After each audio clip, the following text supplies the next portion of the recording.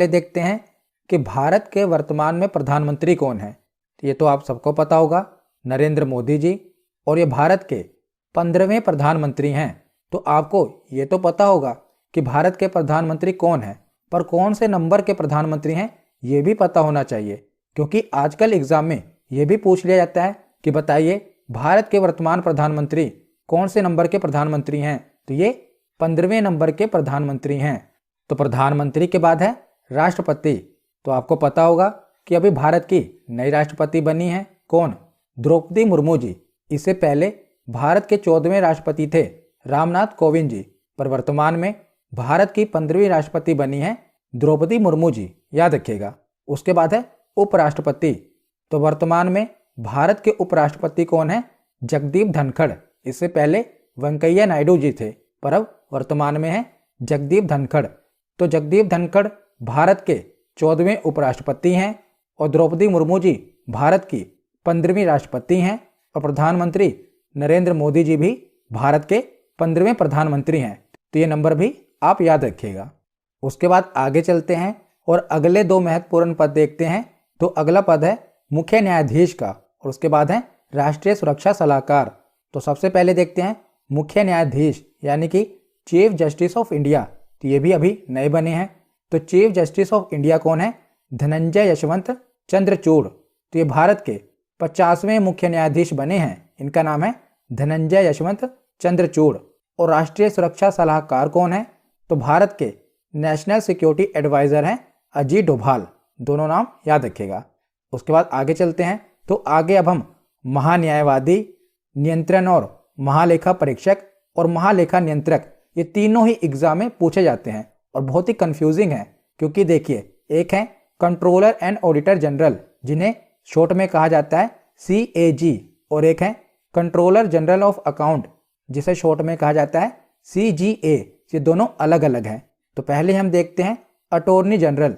तो वर्तमान में भारत के अटॉर्नी जनरल यानी कि महान्यायवादी कौन है, तो ये हैं R वेंकट रमन, याद रखिएगा। इनका नाम है R वेंकट रमन और ये भारत के वर्तमान में अटॉर्नी जनरल हैं। उसके बाद है नियंत्रण और महालेखा परीक्षक यानी कि controller and auditor general, short में कहते हैं CAG। तो वर्तमान में भारत के CAG हैं गिरीश चंद्र मुर्मू।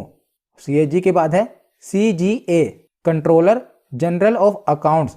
तो वर्तमान में भारत की CGA हैं भारती दास। ये भी नई नियुक्त की गई हैं, इसीलिए इनका नाम महत्वपूर्ण है भारती दास।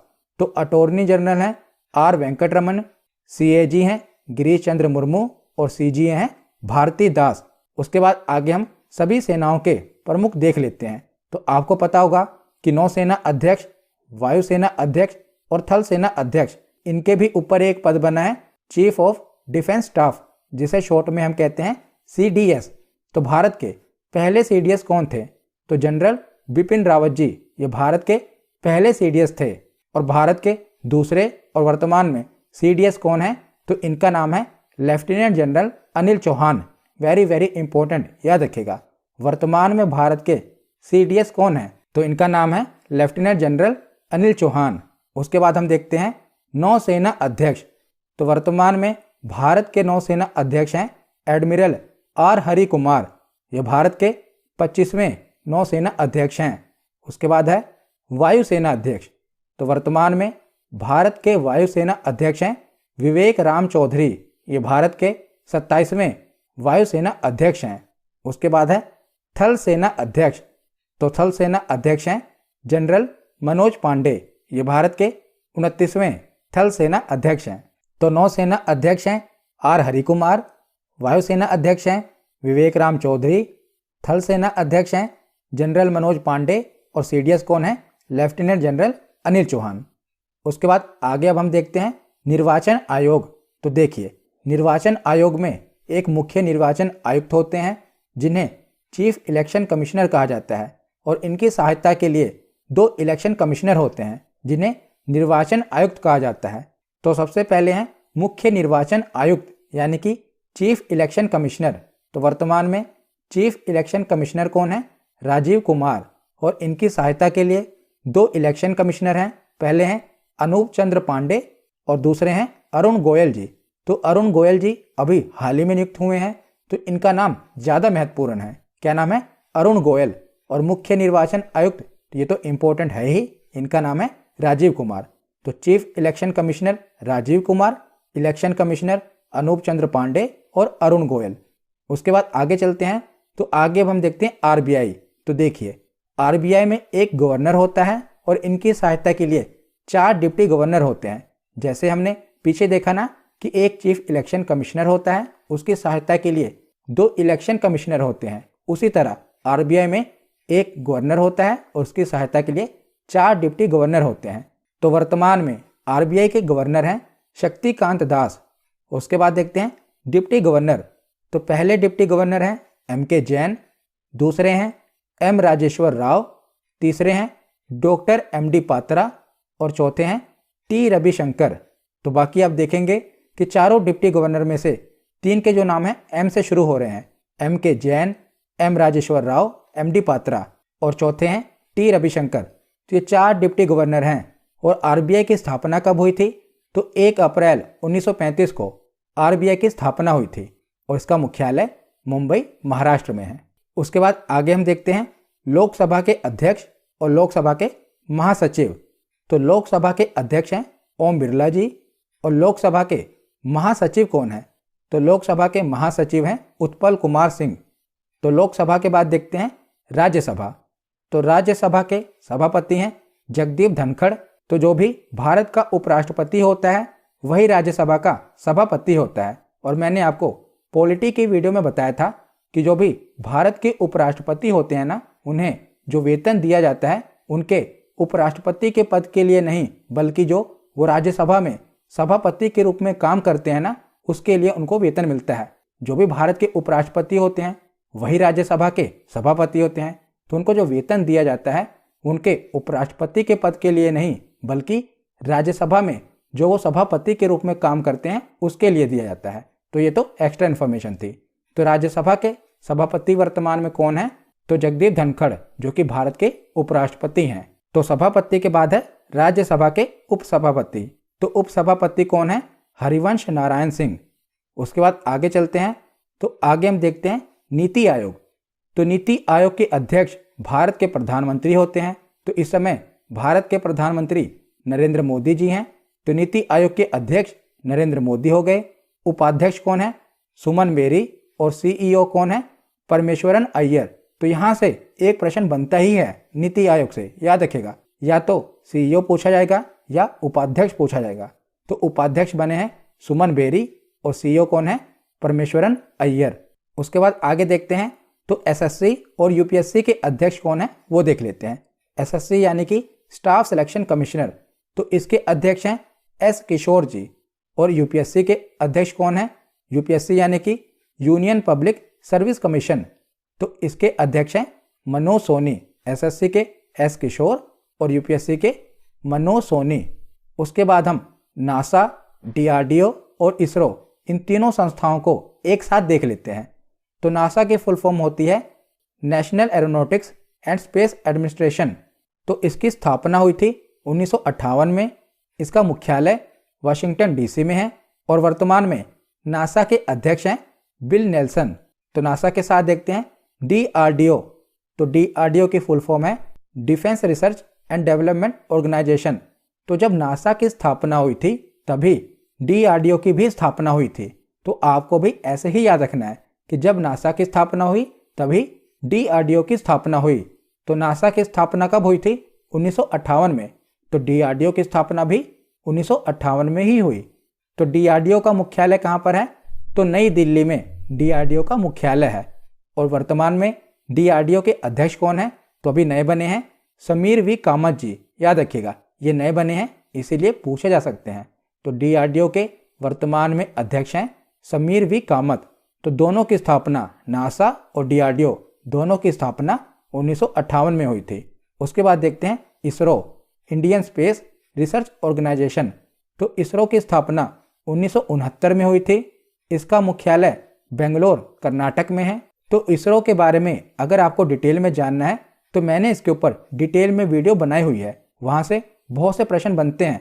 जो भी इसरो के महत्वपूर्ण मिशन थे वो भी मैंने आपको उस वीडियो में समझाए थे। तो स्टैटिक जीके की प्लेलिस्ट में आपको वो वीडियो मिल जाएगी। तो इसरो की फुल फॉर्म है इंडियन स्पेस रिसर्च ऑर्गेनाइजेशन। इसकी स्थापना 1969 में हुई थी। इसका मुख्यालय कहाँ पर है? बेंगलोर, कर्नाटक में इसका मुख्यालय है। और वर्तमान में इसके अध्यक्ष कौन है?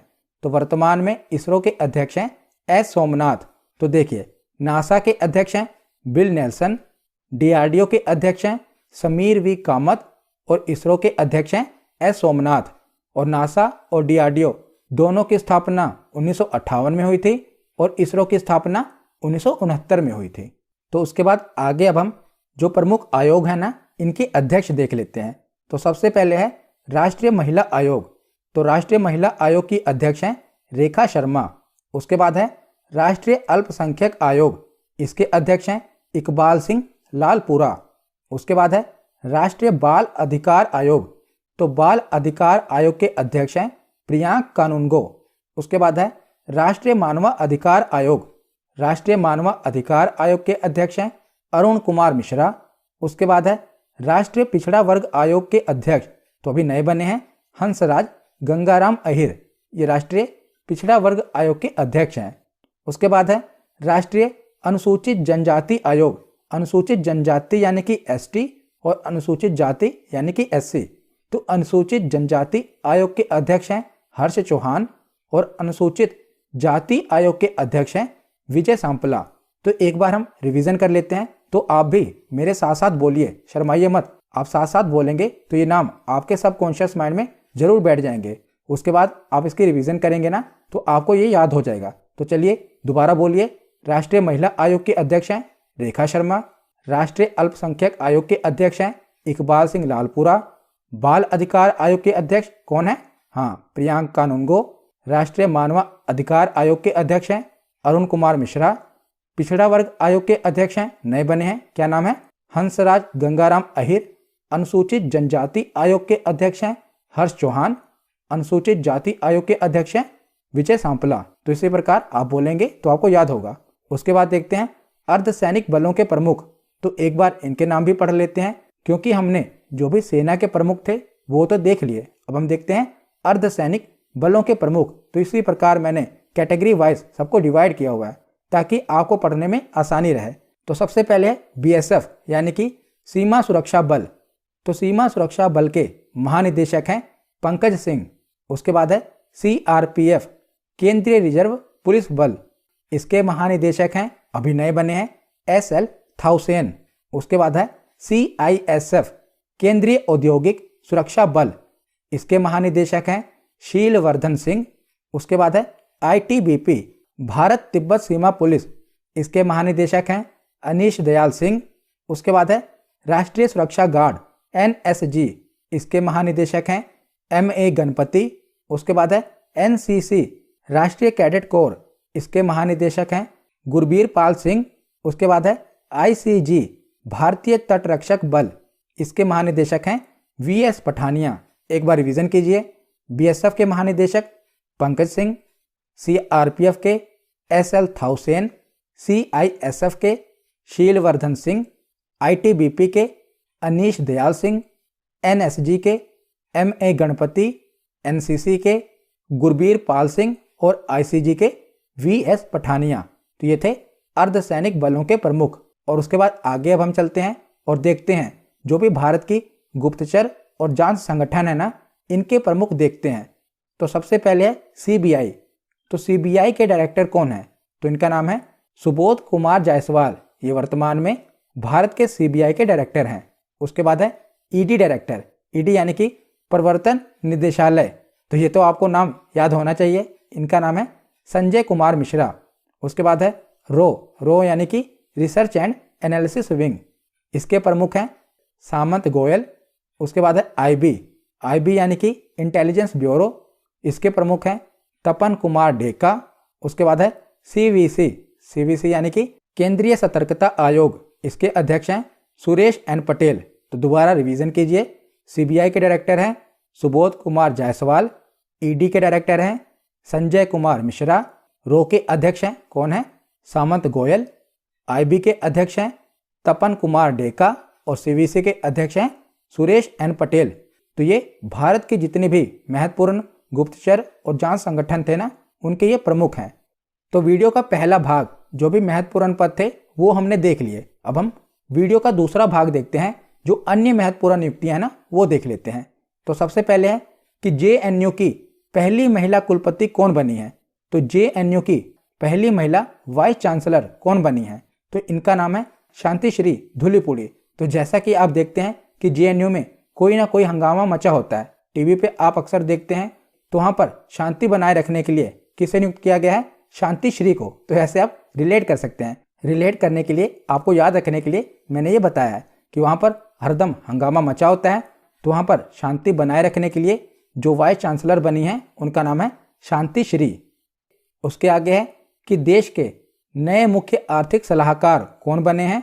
तो देश के नए मुख्य आर्थिक सलाहकार डॉक्टर वी अनंत नागेश्वरन बने हैं। उसके बाद है नेस्कॉम के अध्यक्ष। तो नेस्कॉम के अध्यक्ष अभी हाल ही में बने हैं कौन, कृष्णन रामानुजम। इनका नाम है कृष्णन और रामानुजम। उसके बाद आगे है विक्रम साराभाई अंतरिक्ष केंद्र। तो ये मैंने आपको इसरो वाली वीडियो में ये बताया था, विक्रम साराभाई अंतरिक्ष केंद्र। तो इसके निदेशक बने हैं डॉक्टर उन्नी कृष्णन नायर, याद रखिएगा। और इसकी स्थापना कब हुई थी, विक्रम साराभाई अंतरिक्ष केंद्र की इसकी स्थापना 21 नवंबर 1963 को हुई थी। और इसका हेडक्वार्टर कहाँ पर है, तो इसका मुख्यालय केरल के तिरुवनंतपुरम में है, याद रखिएगा। उसके बाद आगे है कि सेबी की पहली महिला अध्यक्ष कौन बनी है, वेरी वेरी इंपॉर्टेंट। तो सेबी की पहली महिला अध्यक्ष बनी है माधवीपुरी बुच। ये पहली महिला अध्यक्ष बनी है, इसीलिए ज़्यादा इंपॉर्टेंट है। तो सेबी की फुल फॉर्म होती है securities and exchange board of India. इसकी स्थापना हुई थी 12 अप्रैल 1992 को। और इसका हेडक्वार्टर कहाँ पर है, तो मुंबई में इसका हेडक्वार्टर है। उसके बाद आगे है जियोलॉजिकल सर्वे ऑफ इंडिया। इसके वर्तमान में अध्यक्ष बने हैं डॉक्टर एस राजू। उसके बाद है कि रेलवे बोर्ड का नया सीईओ कौन बना है। तो रेलवे बोर्ड का नया सीईओ बने हैं विनय कुमार त्रिपाठी जी। उसके बाद आगे है कि भारत के पर्यटन विकास निगम के अध्यक्ष, तो संबित पात्रा को उनकी एलिजिबिलिटी के कारण भारत पर्यटन विकास निगम का अध्यक्ष बनाया गया है। किसको, संबित पात्रा को। उसके बाद आगे है सोमनाथ मंदिर ट्रस्ट के अध्यक्ष कौन बने हैं। तो सोमनाथ मंदिर ट्रस्ट के अध्यक्ष भारत के प्रधानमंत्री नरेंद्र मोदी जी बने हैं। उसके बाद आगे है UIDAI यानी कि आधार कार्ड वाली संस्था। तो UIDAI के सीईओ बने हैं सौरभ गर्ग। बहुत ही इंपॉर्टेंट नेम है, याद रखिएगा। कौन बने हैं, सौरभ गर्ग। उसके बाद आगे है कि सेल की पहली महिला अध्यक्ष। तो सेल की पहली महिला अध्यक्ष बनी है सोमा मंडल। ये पहली महिला अध्यक्ष हैं, इसीलिए इंपॉर्टेंट है। जैसे कि हमने पीछे देखा कि सेबी की पहली महिला अध्यक्ष कौन थी, माधवीपुरी बुच, उसी प्रकार सेल की पहली महिला अध्यक्ष हैं सोमा मंडल। तो सेल की फुल फॉर्म है steel authority of India limited. इसकी स्थापना हुई थी 19 जनवरी 1954 को। और इसका हेडक्वार्टर कहाँ पर है, तो न्यू दिल्ली में इसका हेडक्वार्टर है। उसके बाद आगे देखते हैं, तो आगे है TCS यानी कि टाटा कंसल्टेंसी सर्विस। तो TCS के MD और CEO कौन बने हैं, तो इसके MD और CEO बने हैं राजेश गोपीनाथन। उसके आगे है एयर इंडिया के MD और CEO कौन बने हैं, very very important. Air India के MD और CEO बने हैं कैंपबेल विल्सन। उसके बाद आगे है फिक्की। तो फिक्की के अध्यक्ष और महानिदेशक कौन है वो देखते हैं। तो पहले है फिक्की के अध्यक्ष, ये भी नए नियुक्त हुए हैं, इसीलिए इंपॉर्टेंट है। तो फिक्की के अध्यक्ष बने हैं सुब्रकांत पांडा जी। और उसके महानिदेशक यानी कि डायरेक्टर जनरल हैं अरुण चावला जी। तो फिक्की की फुल फॉर्म क्या है, federation of Indian chambers of commerce and industry. ये फिक्की की फुल फॉर्म है। इसके अध्यक्ष हैं सुब्रकांत पांडा और महानिदेशक हैं अरुण चावला। तो इसके अध्यक्ष तो ज़्यादा इंपॉर्टेंट हैं क्योंकि अभी नए नियुक्त किए गए हैं सुब्रकांत पांडा जी। तो फिक्की की स्थापना कब हुई थी, 1927 में। इसका हेडक्वार्टर कहाँ पर है, तो न्यू दिल्ली में इसका हेडक्वार्टर है। उसके बाद आगे है NHAI यानी कि national highway authority of India. इसकी अध्यक्ष बनी है अलका उपाध्याय जी। उसके आगे है प्रेस ट्रस्ट ऑफ इंडिया के अध्यक्ष। तो भारत में आपको पता ही है कि वर्तमान में मीडिया यानी कि प्रेस की क्या भूमिका है, काफ़ी कमज़ोर दिखाई पड़ती है, काफ़ी वीक दिखाई पड़ती है। तो इसके अध्यक्ष कौन बने हैं, अवीक सरकार। आप रिलेट कर सकते हैं। तो प्रेस ट्रस्ट ऑफ इंडिया के अध्यक्ष हैं अवीक सरकार। उसके बाद आगे चलते हैं तो आगे अब हम बॉम्बे स्टॉक एक्सचेंज और नेशनल स्टॉक एक्सचेंज के अध्यक्ष देखते हैं। तो सबसे पहले हैं बॉम्बे स्टॉक एक्सचेंज के अध्यक्ष हैं एस मुंद्रा। तो बॉम्बे स्टॉक एक्सचेंज के अध्यक्ष हैं एस मुंद्रा। इसकी स्थापना हुई थी 9 जुलाई 1875 को और बॉम्बे स्टॉक एक्सचेंज का हेडक्वार्टर कहाँ पर है, आपको पता ही होगा, मुंबई में। तो बीएससी के बाद है एनएससी यानी कि नेशनल स्टॉक एक्सचेंज।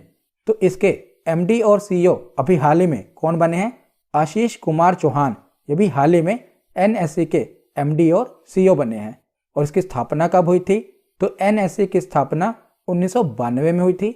इसका मुख्यालय भी मुंबई में है। बॉम्बे स्टॉक एक्सचेंज और नेशनल स्टॉक एक्सचेंज दोनों का मुख्यालय मुंबई में है। उसके आगे है central board of direct tax. तो एक है डायरेक्ट टैक्स और एक है इनडायरेक्ट टैक्स।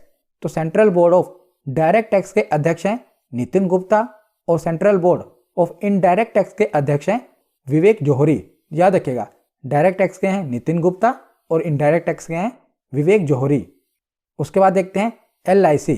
तो एलआईसी के अध्यक्ष बने हैं एमआर कुमार और एलआईसी के नए डायरेक्टर जनरल प्रबंध निदेशक कौन बने हैं, बीसी पटनायक। दोनों नाम याद रखना। इसके अध्यक्ष बने हैं एलआईसी के एमआर कुमार और इसके प्रबंध निदेशक बने हैं बीसी पटनायक। तो यहाँ पर हमारा वीडियो का सेकंड पार्ट भी खत्म होता है। अब हम वीडियो का थर्ड पार्ट यानी कि कैबिनेट मंत्री देखते हैं। तो सबसे पहले हैं भारत के रक्षा मंत्री। तो भारत के रक्षा मंत्री कौन है, राजनाथ सिंह जी, आपको पता ही होगा। उसके बाद है गृह मंत्री और सहकारिता मंत्री।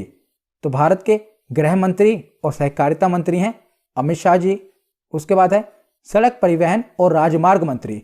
तो भारत के सड़क परिवहन और राजमार्ग मंत्री हैं नितिन गडकरी जी। उसके आगे है वित्त मंत्री यानी कि फाइनेंस मिनिस्टर।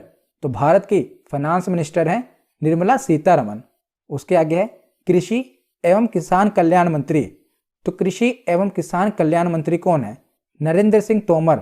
और इन्हें याद रखना भी आसान है। तो जैसा कि आपको पता ही है कि भारत में किसानों की हालत काफ़ी दयनीय है। आए दिन कोई ना कोई किसान कर्ज तले दबकर आत्महत्या कर लेता है। तो आए दिन किसान आत्महत्या कर लेता है यानी कि मर जाता है। तो तोमर के पीछे क्या है, मर। तो ये किसान मंत्री हैं। तो इससे आप रिलेट कर सकते हैं कि कृषि एवं किसान कल्याण मंत्री कौन है, नरेंद्र सिंह तोमर।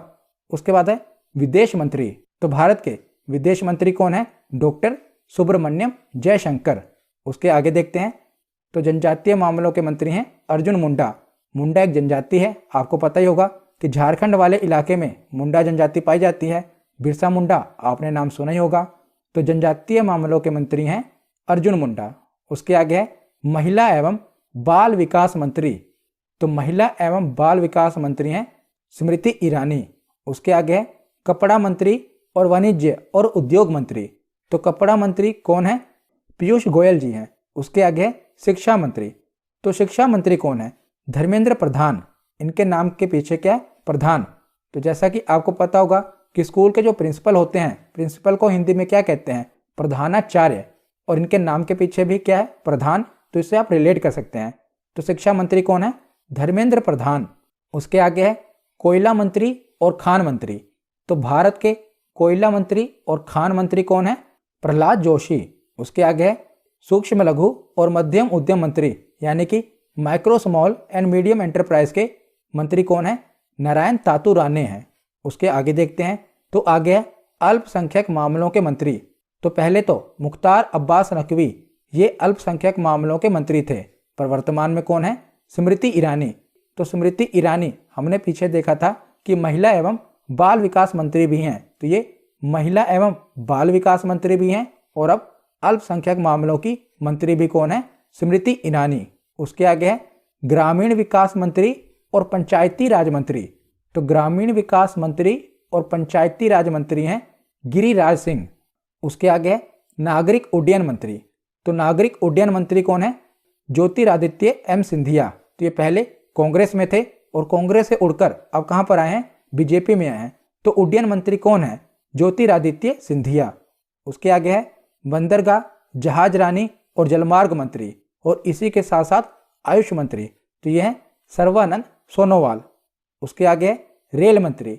तो भारत के रेल मंत्री कौन है, अश्वनी वैष्णव। उसके आगे है कानून और न्याय मंत्री, तो कानून और न्याय मंत्री हैं किरण रिजिजू। उसके बाद आगे है स्वास्थ्य और परिवार कल्याण मंत्री यानी कि हेल्थ मिनिस्टर, और उसी के साथ साथ रसायन और उर्वरक मंत्री, तो इनका नाम है मनसुख मंडाविया, ये हमारे हेल्थ मिनिस्टर हैं। उसके आगे है पर्यावरण, वन और जलवायु परिवर्तन मंत्री, साथ ही में श्रम और रोजगार मंत्री, तो ये कौन है? तो ये है भूपेंद्र यादव। तो ये पर्यावरण, वन और जलवायु परिवर्तन मंत्री हैं, इसी के साथ साथ श्रम और रोजगार मंत्री भी यही हैं, भूपेंद्र यादव। उसके आगे है पेट्रोलियम और प्राकृतिक गैस मंत्री, तो पेट्रोलियम और प्राकृतिक गैस मंत्री हैं हरदीप सिंह पुरी। उसके बाद है मत्स्य पालन, पशुपालन और डेयरी मंत्री, तो ये कौन है? पुरुषोत्तम